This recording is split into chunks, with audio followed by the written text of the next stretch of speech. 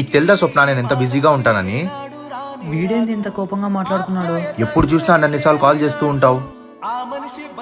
నవాజ్, రే నవాజ్, రే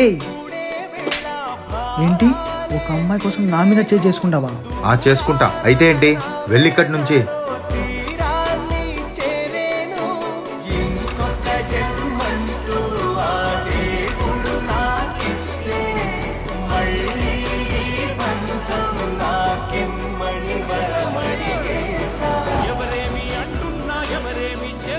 cut చేయి call.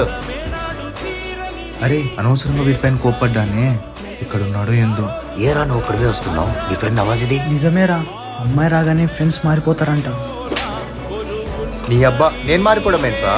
అమ్మాయి లేకపోయినా ఉండగలనేమో గానీ నువ్వు ఫ్రెండ్వి, నువ్వు లేకుండా నేనెలా ఉండగలనురా? రే పదరా.